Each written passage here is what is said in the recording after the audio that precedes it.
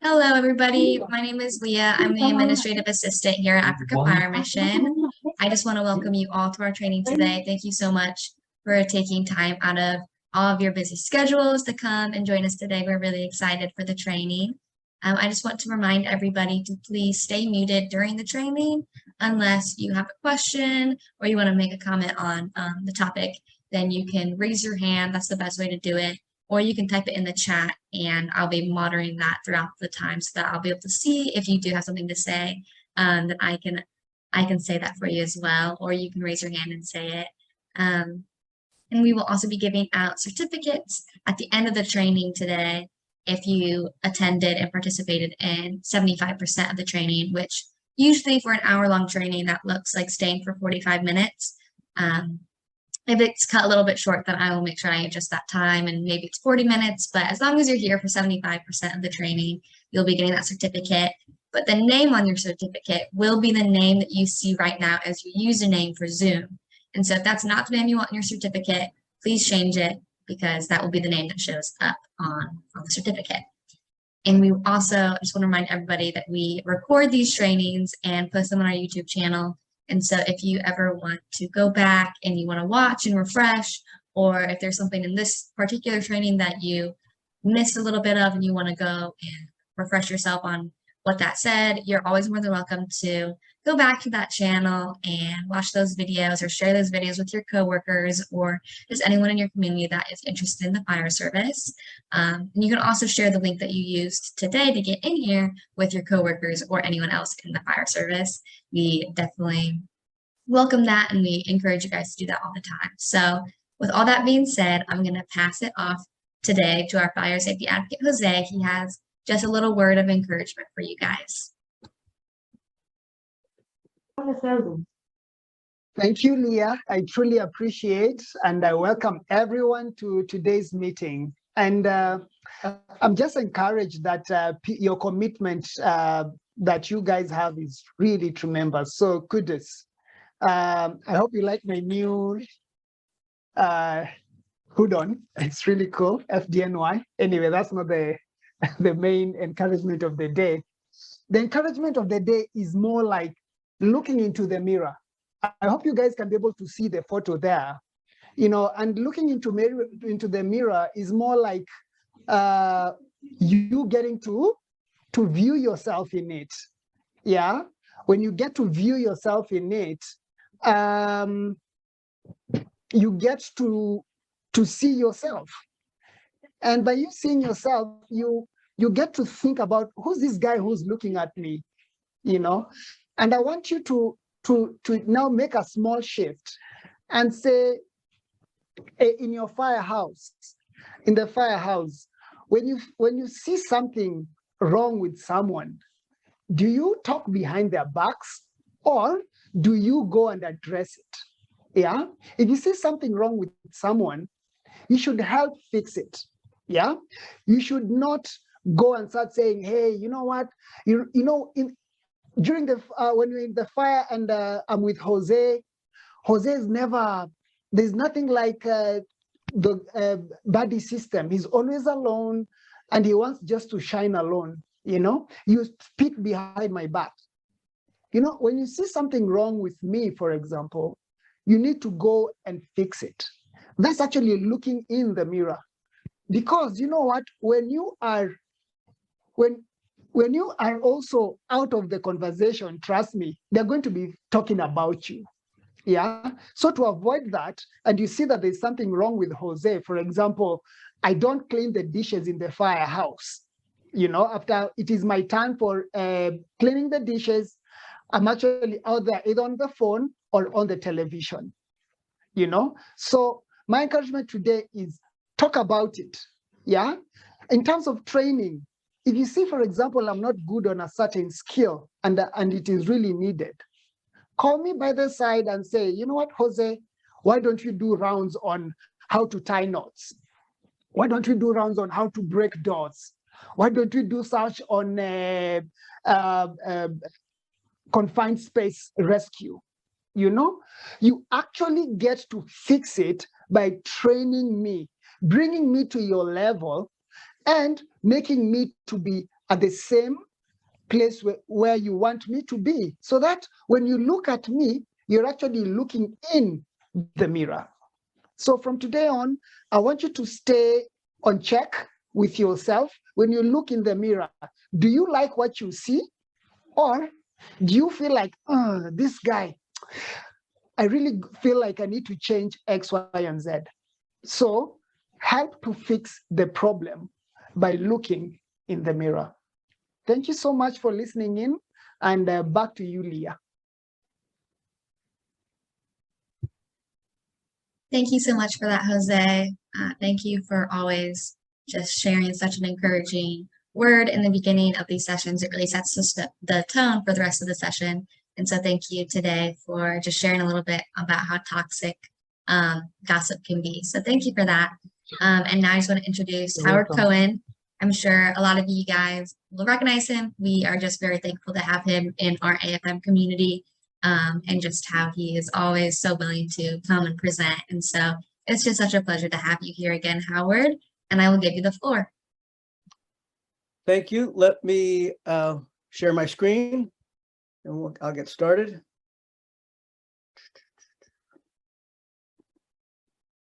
Let's see, move this down here, move this up here. Nice to be back with all of you. It's just a little bit, it's a little bit cumbersome getting this square here to fit right. There we go. Just so I can share my part of my screen that I want to share. Okay. You should see a screen that's red and green with some firefighters in the middle of it. So let me get started today. First of all, thank you all for committing a bit of time to spend with me. I will do my best to make sure it's not a waste of your time. Appreciate all what you're doing for your citizens and of your respective communities. So as always, I'd like to just thank you all, thank Africa Fire Mission, and thank all the teachers who I've learned from in person over the years, and also who I've learned from virtually or from reading their articles. I've just grateful for all that I've learned and from in all aspects of my life. Just a real quick review of who I am. So I am the virtual training coordinator for Africa Fire Mission now, and just so everybody knows, it's a volunteer position, which I do from a place of love and commitment to the fire service. I'm retired deputy chief of fire department in Vermont. I was department chaplain for 20 years. That's how I ended up in the fire service. I'm a fire instructor level 1 and 2 firefighter, board certified. I'm the president of a crisis intervention stress management program. I gave a presentation on what's called SISM a while back. I'll probably do another one sometime in the future. And I'm also a wilderness first responder, which is it's a level of first aid training slightly below an EMT, but it's geared specifically for people who are working in remote areas. That is to say that you're far from any kind of, you can't just package them up and put them in an ambulance and get them to the hospital. You have to treat them in a much more remote area. And lastly, I am a HAZMAT apps trained person. Happily, I have not had to do much work with that. So we're going to talk about, let me fix the screen. We're going to talk about a specific search tactic called VEIS.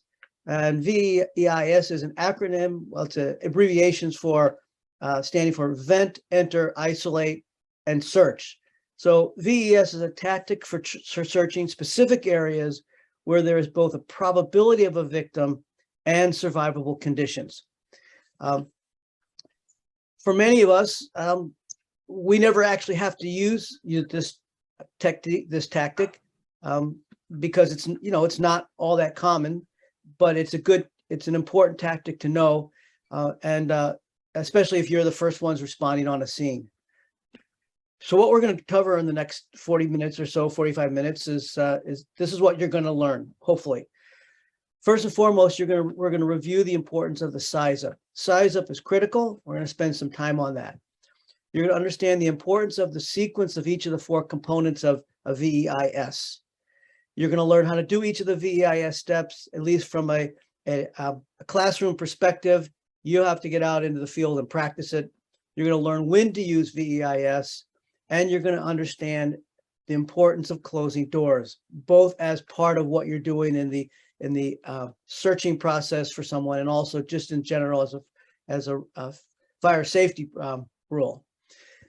So a famous fire chief named Alan Bruciani said, risk a lot to save a lot, risk little to save little, risk nothing to save nothing. This is a really important concept to keep in mind when you are thinking about entering into a burning building. Why are you going in there? What do you rescue? What are you saving, if anything? So it's just a really important concept to keep in mind. Risk a lot to save a lot, risk little to save little, risk nothing to save nothing. Okay, first of all, you got to do a size up. You arrive on the scene, a size up is 360 degrees. Actually, even 360 degrees is not, it should even be more than that, because not only do you look all the way around the building or whatever's on fire, you need to look up. What's happening above? Are there wires? Are there telephone wires? Are there trees that could catch fire? So you need to look up, and you need to look down also at the ground and what's all around. Maybe there's a pipeline or something. So the size up is you look up, you look down, you look all around. So size up is the continuing evaluation of information received at a fire or emergency scene. It starts at the receipt of the alarm and continues until the last unit leaves the scene. And there are many strategic factors to take into consideration, which I will talk about a little bit later. So it's really important that as soon as you get the call that there's a fire, that you start thinking about, what kind of building is this? What's the neighborhood where the fire is happening? That's all part of your initial stages of the size up. You arrive on the scene. You have to now go through this process. You have to train yourself and discipline yourself. You do not want to be like a moth to a flame. Don't just look at the fire. It's so easy to arrive at a burning building and just stare at the flames and go, oh, we got to put the fire out, and not take the time to do the 360 or more, the 360 up and down and all around, because that's critical. To do that is critical in order to be able to do a VEIS, a search of a space where there's a probable victim and a survivable situation. So when you're considering your size up, here are just some of the factors. They're not in order of priority. You just need to take all these sorts of things into consideration. What time of day is it? If it's nighttime and the building is a store, that's a factor to take into consideration. There's probably no one inside the store. If it's a residential property and it's nighttime, there's a better chance there'll be people inside. What are the life hazards around there? Are there propane tanks? Is there oil nearby? Or what else is around there that could be a problem? What's the size and height of the building? How is that going to impact your ability to fight the fire, but also rescue somebody if there's a victim inside? What type of construction are you dealing with? Is it a building that's going to be fire resistant or not? Occupancy. Is this a big empty warehouse at the end of the day? Is it a school? Because I know there's been some problems in some of your countries where there's been fires in schools. That's the occupancy issue. Where's your water? I know for a lot of your fire departments and brigades, your location of water or your ability to access water is a challenge. How can you have to take that into consideration? You add in if you have to be shuttling water, there's traffic you have to navigate and negotiate around. And that goes to your water supply. How easy is it to get it in and out to where you need it? What are the street conditions? I learned that one of the hazards, one of the factors you have to take into consideration in some of the communities are that the streets are in really bad shape. Some places there's barely any streets. So it's all part of your size up. It's all part of formulating how you're going to attack the fire. Weather conditions affect things. Are there winds? I was recently in Greece. Greece is a country blessed with a lot of water all around it, but it's also a very dry country and it's prone to high winds. So high winds make a big difference. What kind of apparatus do you have available for you? What kind of equipment do you have available to you? What kind of personnel is available to you? And what other buildings are exposed? What other exposures are there to the fire that you're responding to? These are all things you need to take into account as you're doing your size up. Don't be like a moth to a flame. Don't just get there and start staring at the fire and going, oh, wow. I mean, let's face it, staring at fire is pretty mesmerizing. But our job when we respond is to not get caught just staring at the fire. So you arrive on the scene. You're going to be doing this size up. And part of what you're doing with this size up, in addition to assessing all those other factors I described above, is you're trying to decide, is this a go or no go situation? In other words, if you have reason to believe there are victims in the building, are you going to go and try and rescue them? Go or not because of the conditions? Then it's a no-go. And you got to make that decision really fast because, frankly, if there is survivable space and there are survivors, you don't have a lot of time. So you've got to process all this information very quickly. Here's what you need to do. There's 4 things you want to do. We'll call them the 4 profiles you want to take as part of your size up to determine whether you're going to go or not go. Rescue profile. What are you saving? In other words, are you saving furniture? Are you saving books? Or are you saving people? The bottom line goes back to that initial quote. We risk a lot to save a lot. There was a fire in California a number of years ago. It was in a library. And it was after hours. So the library was closed. Obviously, the library is full of books. Those are valuable. And a couple of firefighters went in to fight the fire. They were doing exactly what they had been assigned to do. And the building collapsed. There was a building collapse, and the 2 firefighters died. And as a result of that, one of the things that came out of it is that this department said, if there's no one trapped inside, we're not going inside a burning building. So there was a situation, was it worth it to risk your lives to go into a burning building to save things as opposed to save people? So you have to ask yourself, what's the rescue profile? What are we saving? I'll come back to this a little bit later on too. Building profile. What are the conditions that are that exist that will enable you to do a rescue or will make it more difficult? In other words, is this a building that's stable? Does it look like it's going to collapse? Is it fire resistive? Is it not? What else? What kind of roof does it have? These are all questions. You're looking at the building. You're saying, can I go into this building to try and rescue someone? Is it because if you go in to rescue someone with your partner, and it's not, and it's a dangerous situation for you, you will potentially create more victims, namely you and your partner. So you have to be watching out for that. Fire profile. What's the fire doing? What's the smoke doing? What's going on? We can do an hours long course on on smoke reading. I'm just going to touch on it just very, very briefly, just to give you a sense of some basics. Similarly with building profile, you all live in different parts of different countries, different construction styles, different types of buildings. Some of you live in areas where there's high rises. Some of you live in areas where there are no high rises. So building profiles can be relative to where you are, but it's also important to help you to determine whether or not you're going to go in. The last thing you need to profile is personnel. What are my resources? You respond to a fire and it's just 4 of you. Can you risk tying 2 on a search and rescue mission? Maybe, maybe not. So you just need to assess, what are my resources? Do I have more apparatuses coming behind me? All these go into the questioning into factoring, do I go in or do I not go in? Now, just so I don't want you to think I'm losing sight of VEIS. I'm not. We're going to get to that. But before you do VEIS, you need to do this really careful, thoughtful, and size up, and it needs to be really thorough and fast. So that's why I'm spending the time on this. Okay, so let's talk about rescue profile. What are we saving? So the question you need to ask yourself is this: what is the probability that there are people alive trapped inside in survivable space? We'll talk a little bit more about survivable space in a couple of slides ahead.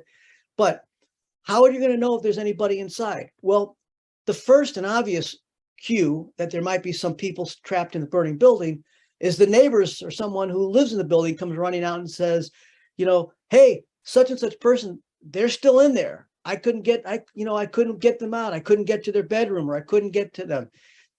So the first cue is someone tells you, hey, I think there's somebody inside the building. Another cue comes from time of day.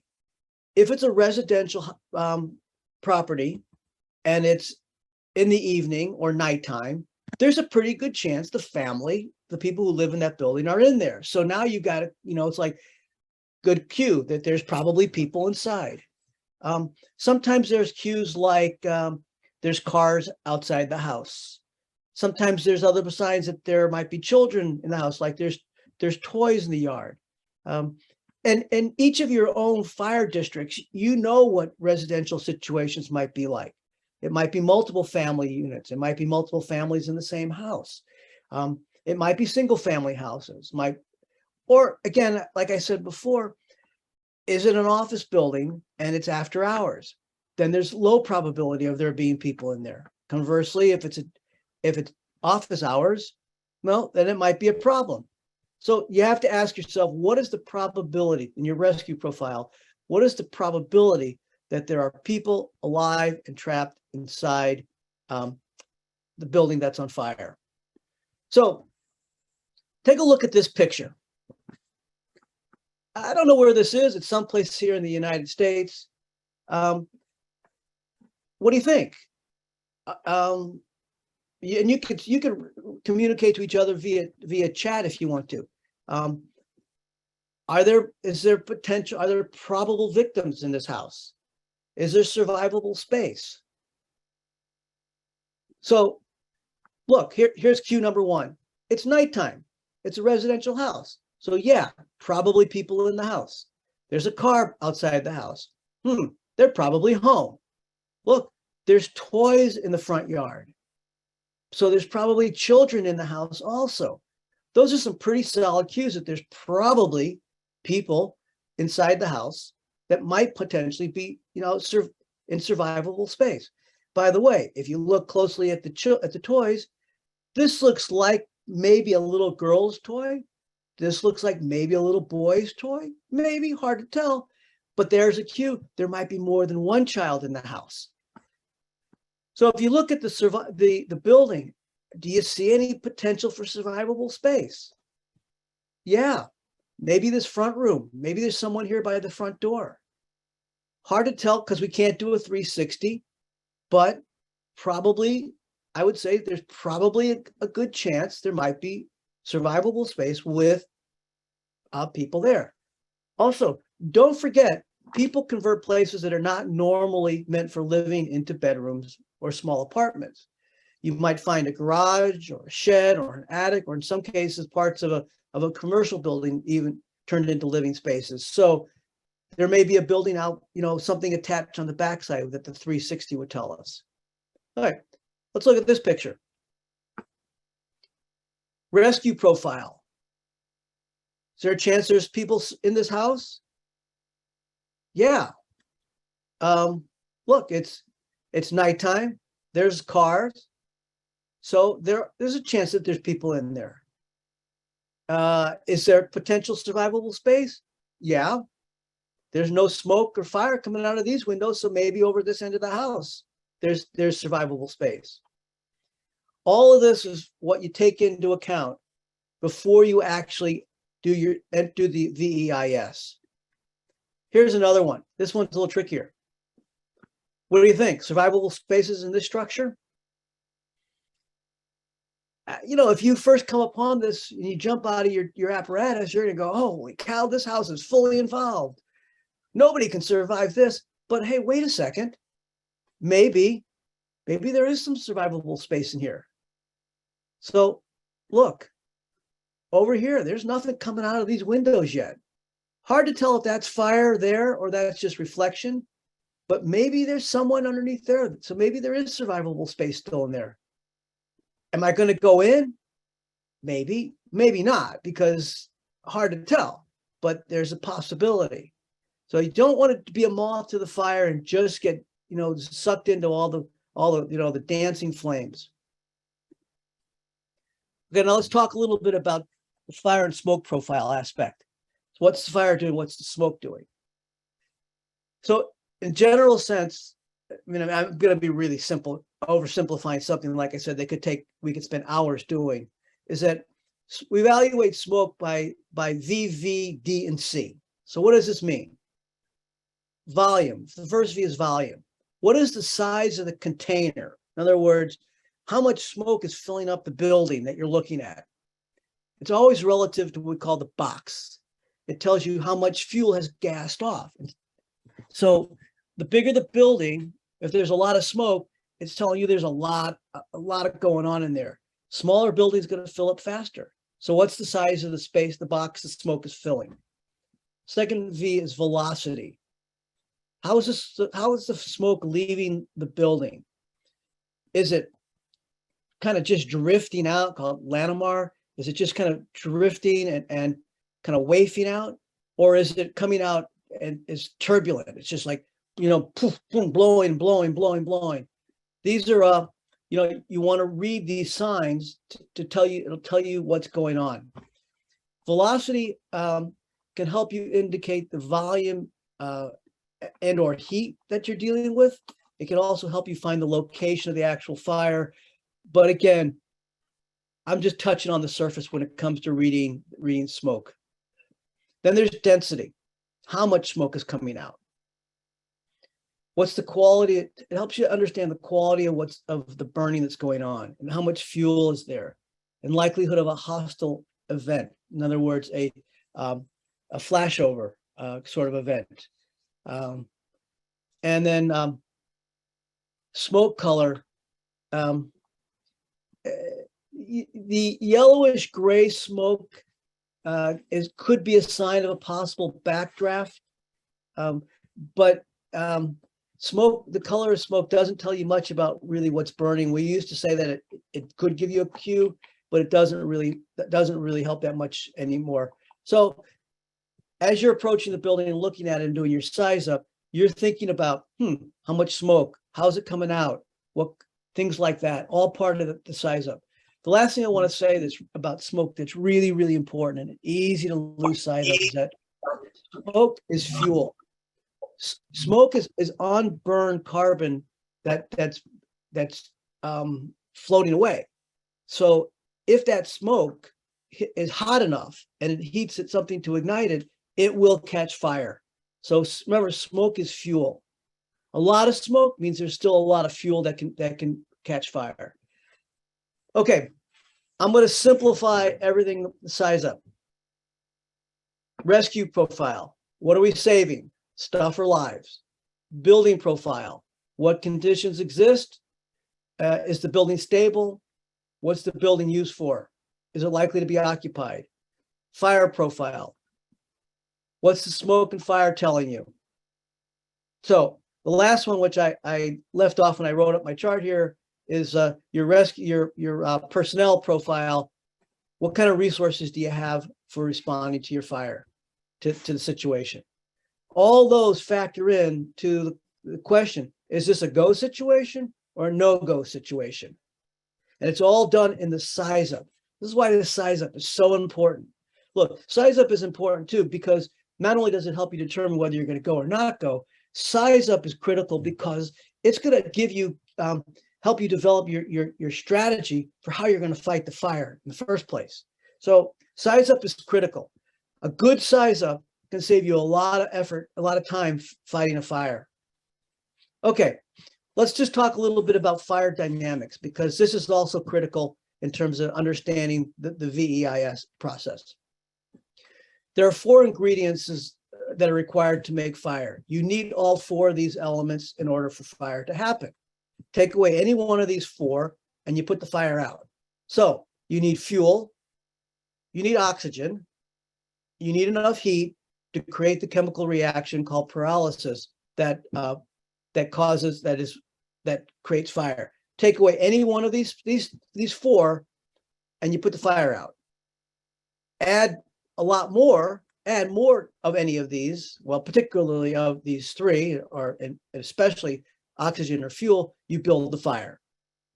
Okay? Basic fire dynamics. But it's easy to lose sight of this and forget about it when you're looking at all that dance and flame stuff. Here's the other thing you need to remember, because it directly impacts what happens when you do the VEIS.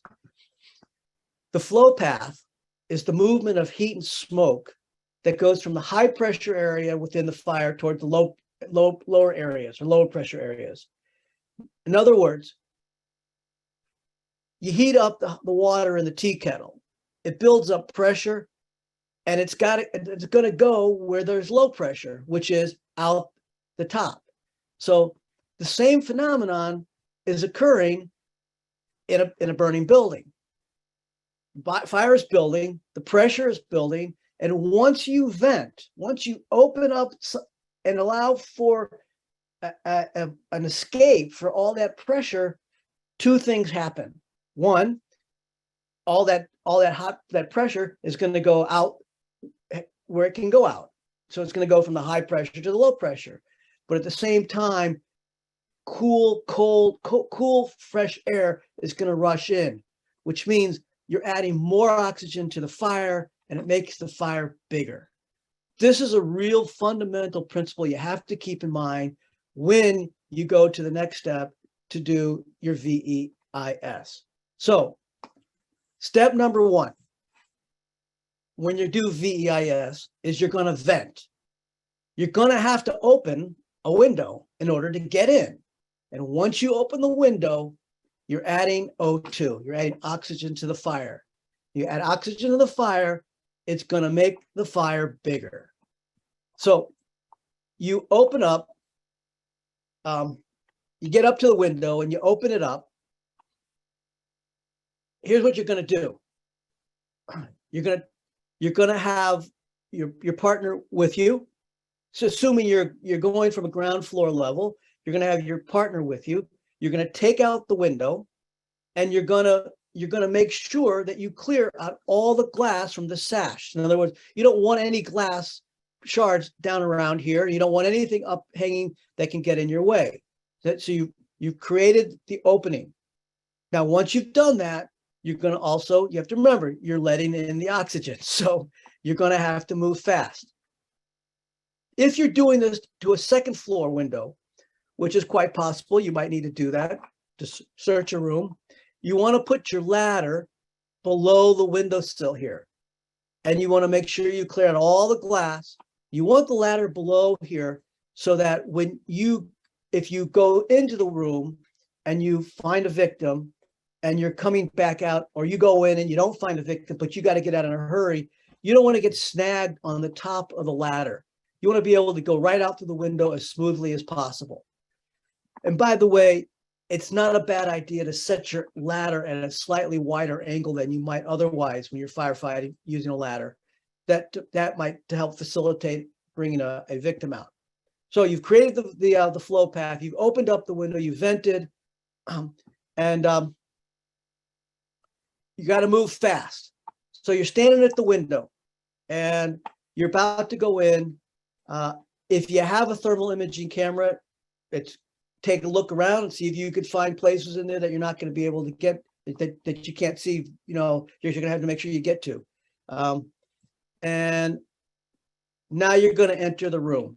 There's a lot of ways to enter the room. You could go head first, or you could go feet first. It really depends on what your department is teaching, what your protocols are. So you go in, and this is 2 examples of ways to enter. Notice the ladder, how I described. I told you it needs to be below.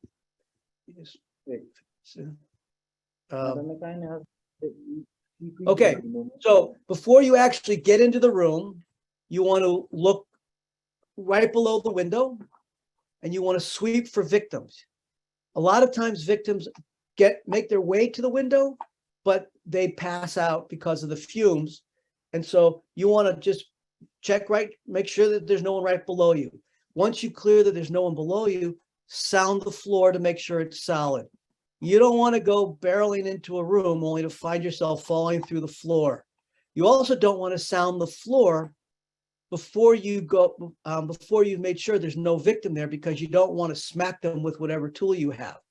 So you slide your way into the room, you get in. There's different ways to do this. One way is you slide in if you have a long pole like this guy is doing. Another thing to do is to maybe you can go in this way where he's going in with 1 foot. This gives, and he's got his hand on the ladder rung. And so if he has to pull out in a hurry, he can. This way, his partner can pull him out by his feet if he needs to. But you want to be very controlled when you go in. You don't want to just go scrambling in. You don't want to knock your face mask off. You don't want to, you don't want to injure yourself. You don't want to hurt anybody if there's anybody below you. I'm going to show you a quick video on this whole process. See if it comes up. It should. Here we go.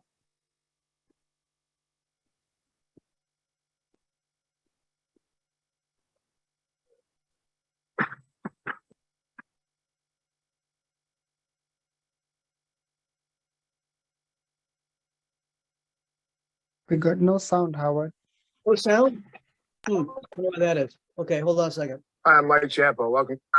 There you go. The sound has come. Okay. Segment of training minutes. In this segment, we're going to talk about VEIS, vent, enter, and search. Many times firefighters will have to perform this in order to get to a rear room, or they're cut off by fire in the front and there may be a victim trapped. The VES, we take the window out completely. We can do this with a ladder throw. We can do it with hand tools. In this video, we're going to assume that it's only half a window and that the top half of the window doesn't exist, just to show you the method to get into the window. I'm going to take both of my hand tools up with me, 6-foot hook and my Halligan. Climb the ladder.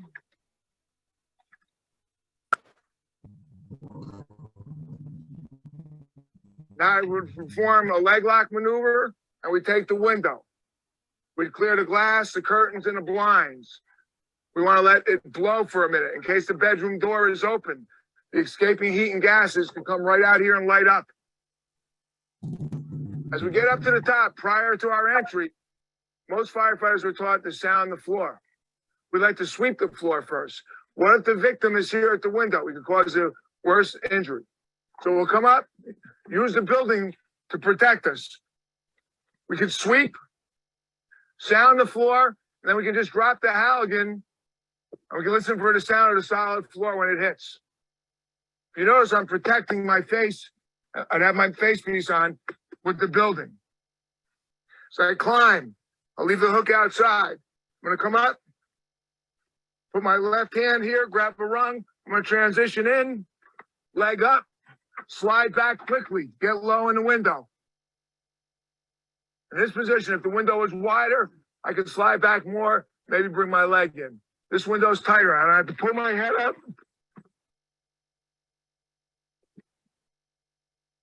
As you can see, this was my last part to hold on to. If the room did light up, I could come out and perform a head-first ladder slide. Now that I'm in the window and in the room, I can reach back over and get my 6-foot hook and bring that in.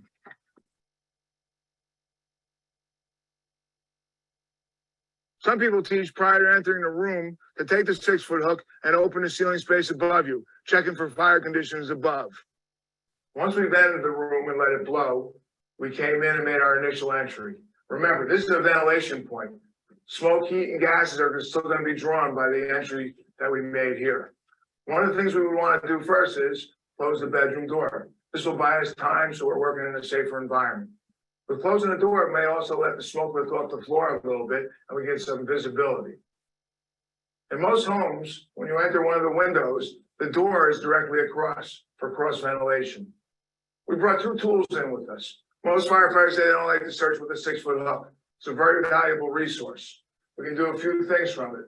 The safety of the window and our entry point, we can take the hook and I can go up high. Sound the wall, sounds like sheetrock, or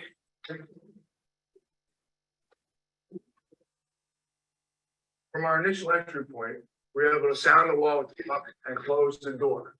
Now you can bring the hook back if you don't want to search with it and take your hand tool.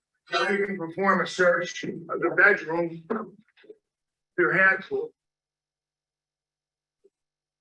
There's another method also used in 2 tools coming in from our initial entry point. We can take the 6-foot hook, place it up under the windowsill, come down it, ride the wall.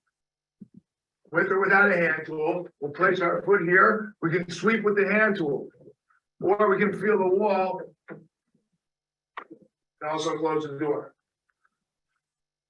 This enables us to know where our safety exit is, back to the window. It also increases our whole span of a room when we're searching.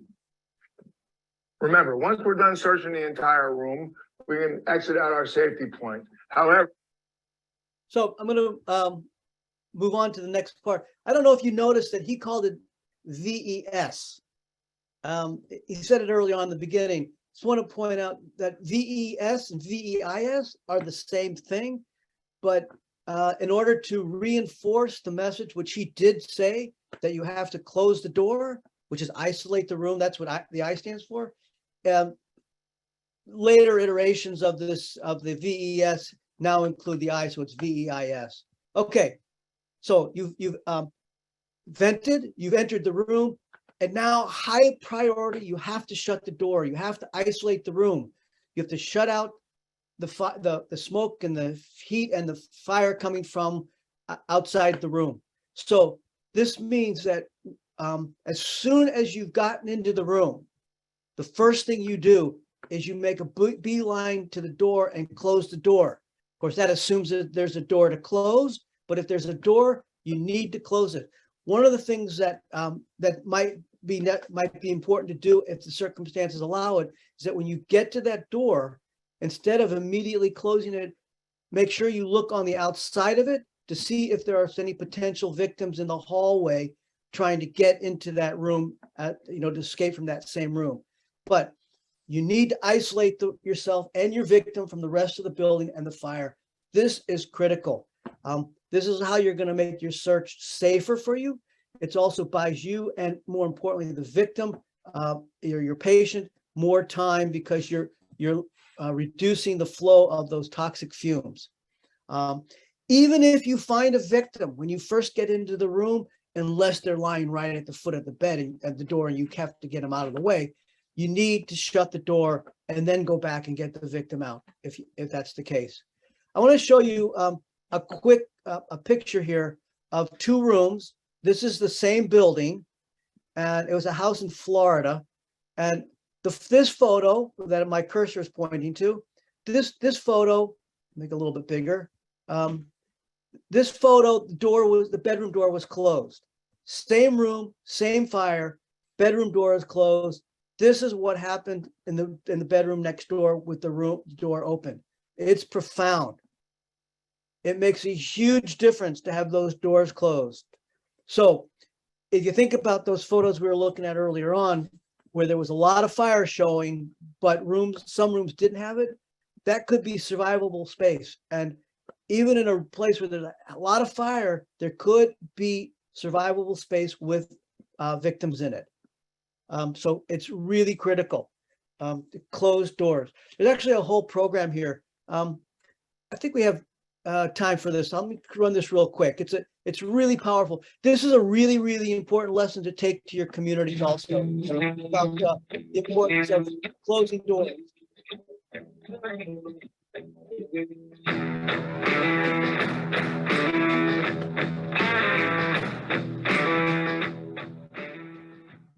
You got it? Closing doors, not only in your home at night when you're sleeping, but when you're trying to rescue a room. All right, so let's talk about the 4th step, the search step. want to reiterate, no matter what, even if you see a victim, the first thing you do is you need to isolate the room. You need to shut the door. And doors are usually on the opposite wall from the window, as firefighter Capiano said. We typically number the walls. So your entry wall where you came in is wall 1, clockwise to the left is wall 2, wall 3, wall 4, so forth. That's really depends on your district, your rules, how you want to organize and train around that. And if you have a 6-foot pole, pike pole of some sort, you could use that to help you orient yourself. But the search is basically you get in, you isolate the room, and you search everywhere. You cover every square inch of the room. You go under and on top of beds, under tables, inside cribs. You do this by hand also. A victim could be covered by blankets or masked by debris. So ensure your search you conduct by hand and you don't just poke at things. People get scared. Kids hide. They'll hide in closets. They'll hide under beds if they're scared. And because the fumes will knock people out long before the fire gets to them, you can't count on people being conscious. So keep that in mind. If you have thermal imaging cameras in your department, use them. Ideally, your second who's at your exit point is the one who will have the camera. If you don't have a thermal imaging camera, make sure you're staying in audio contact with them so that you can get help from with evacuating a victim if necessary, if you run into problems. So gonna wind this up now and say this. If you don't remember anything else from today, just remember this: shutting doors saves lives. I can't emphasize this enough. From the point of view of your rescue, shutting doors saves lives. Cutting off the wind airflow reduces one of the elements that keeps fire alive and feeds fire. So keeping doors closed, even flimsy doors, even a tarp that reduces airflow can make the difference between saving the lives of you as a rescuer or your victim. So just remember, closing doors save lives. So also, the very first thing you're going to do, an exhaustive, a thorough but fast 360-degree size up. You're going to look up, you're going to look down, you're going to look all around, not just for forming your strategy for fighting this fire, but you're looking for survivable spaces. So then you're going to do your rescue profile. What am I saving? Am I going to risk a lot to save nothing? I hope not. But if I'm going to risk a lot to save a lot. So keep that in mind. Are there potential victims? Is there survivable space? What's the building profile? Is it a building that can sustain survivable spaces? And what's your fire profile? I mean, do you have the resources? And what's going on with the fire and the smoke? All these things are part of your size up. So let me go back. Let me reiterate: rescue profile, building profile, fire profile, personnel profile. These are the 4 things you want to take into consideration before you ever do VEIS, and while you're doing your 360. So VEIS: vent, enter, isolate, which means shut the door, and search. Important that you do it in this order. It's critical that you do it in this order. So, as always, I like to wrap up my presentations with this quote from a retired Vermont state trooper named Kurt Wagenbach. I heard him speak after talk about a really terrible event that he was involved with. He said, final thought: we don't rise to the occasion, we fall back on our training. When you need to do what you need to do is not the time to be training. It's not the time to be saying, oh, this is a practice. You don't have time. You need to just have the muscle memory to know how to respond to, frankly, an awful lot of situations. So training is critical. And lastly, here just a few of the names of the people for whom I am particularly grateful for this training that I put together for you. In one way or another, I have shared with you wisdom that I gleaned from these different individuals or organizations in order to present this to you.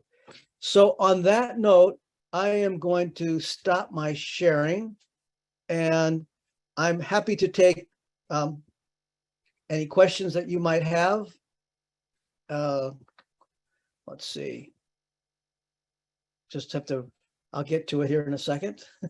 Happy to take any of your questions, and yeah, take your questions. Did it stop sharing? Yeah, it did. Okay. We should be good. Yeah, now as Howard said, you can ask any questions you might have, whether you want to type it in the chat or just feel free to unmute yourself. Any questions or just any comments of if you guys are doing this in your fire brigades or how this looks where you guys are at, your experience with it, any comment that you might have. I'm sure someone else is either thinking that same thing or is wanting someone else to share on that. So go ahead. Oh, let's see. Hoffman, I see that you are unmuted. Did you want to say something? Yes. First, I would like to thank Mr. Cohen for his nice presentation. And actually, it is a very nice topic which he captured everything. And I really concur with him. And I wish this training to be continued. Because today, actually, we get a lot of knowledge from him. I say congratulations to him. Second, I think so what he indicating at the last, that if we try to enter into the house, we have to close the door. That is good. Because when you are fighting with fire, there's three aspects we have to consider. Air, oxygen, and heat. So when you close the door, you reduce the oxygen to get into the house, which will assist us making our search in a very successful. So I really appreciate for his topic today. Thanks a lot. You're very welcome. Thank you. And there's a question in the chat as well. Simpson says, when one starts to vent and a blow of thick smoke and fire comes out rapidly through that vent area, what can one do? Oh, great question. So I'll refer back to the video where firefighter Mike says that first of all, he protected himself by taking his face out of the flow path once he opened the window. So number one, you're going to expect there's going to be a flow path. You're going to expect the smoke and heat to come out. So you open the window, you stay low if that's an option, or you duck to the side, and so that it starts to blow. The initial blow comes out. I mean, at some point you're going to have to get caught in the flow path because you're going into where the fire is coming out. So one way is to protect yourself by just after you've got the window open, lean to put your head to the side of the building. Another way that you'll have to maintain, depending on the overall circumstances, is just to stay as low as possible when you get in and when you're getting in and when you go once you're inside. But this is, if you can imagine going into a chimney that's where there's a fire inside, or into a lower level and the fire is coming out, you're going into where the smoke is coming out. So you have to just stay low and protect yourself as much as possible. And if it's so much that you can't get in safely, then you have to assume that there's no survivable. It's really not a survivable environment for the person who's inside there. So it's a good question, and you have to do your best to protect yourself as you go into the hostile environment. Awesome. Thank you. Are there any last questions before we go into tea time?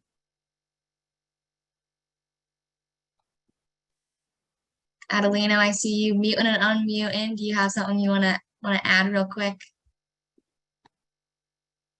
Hello, Mr. Howard. Hello. Hello. How are you? How are you? How are you, sir? Can you hear me? I'm having trouble hearing you. Could you, I don't know Oh, if you're speaking right into the mic or yeah, not. it's my mic. Yeah, it's my mic. I think there's a lot of noise here. Can you hear me now? A little bit. Yeah, I can hear you a little bit better. Okay. Yeah, Mr. Howard. Now I've got just one question. If the building is burning, and then you're on the new side where the wind is coming from, and then you find out that the building is burning on the other room, on the windward side, and then the window is still intact, and then the inside door is a little bit open, and then are you still gonna open the window and then get in? In the meantime, the moment you're gonna open the window, the wind gets in, and then it spreads the fire. Are you still gonna do it? Yeah, I'm still having a hard time, understanding the question. Did Leah, did you get it? Could you hear it clearer? Something Yeah. about opening the window. I was gonna say it's an opening a window to go into that space. But yeah, I'm sorry, Adelina, that's all that I could also hear. If you want to type it in the chat, that'd be great. But if not, I do appreciate you at least trying to participate, and I apologize that we couldn't hear you very clearly. But thank you for that as well. It's something about the wind being on the windward side, but I couldn't hear enough of it to make the to make it out. Mm-hmm. Yeah. You want But to write it into the chat? While he's doing that, I do just want to. Okay, let me try. There are multiple people in the chat that are just saying, thank you so much. It was very informative. They've learned a lot.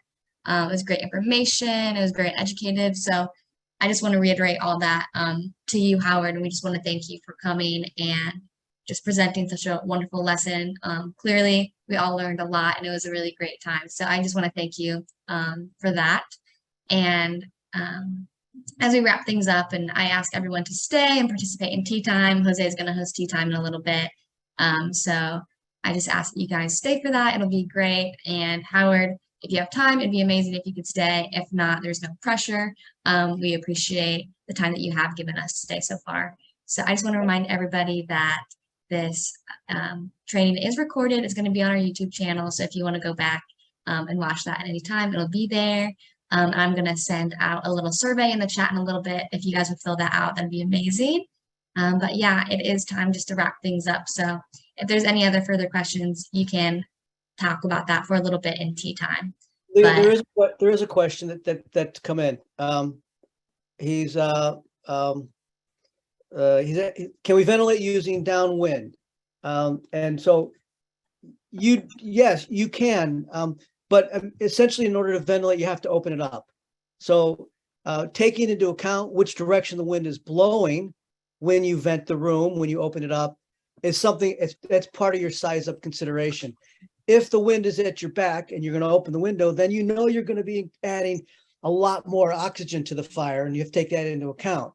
On the other hand, if the wind is blowing the other direction, and it might be blowing into the other part of the building from that other direction, and you open up the window, that's going to create that's going to affect the fire too. So you have to enter the point where you need to enter, where you think there's survivable space, and you have to take into account all that's going on environmentally around you. So yeah, good question. Yeah, thank you. And I can't stick around for a couple minutes. Awesome. But I do have to get up to something real quick, so I will be back. Yeah, no worries. And also, Ken, I saw you raising your hand.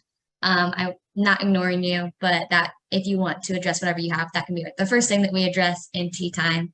But I just want to thank everyone once again for coming today and remind everybody it's not too late if the name you see right now on your screen for yourself is not the name you want on your certificate. Please change it, and then that will be the correct name on your certificate. I just want everyone to be happy with what they have. So thank you very much for that.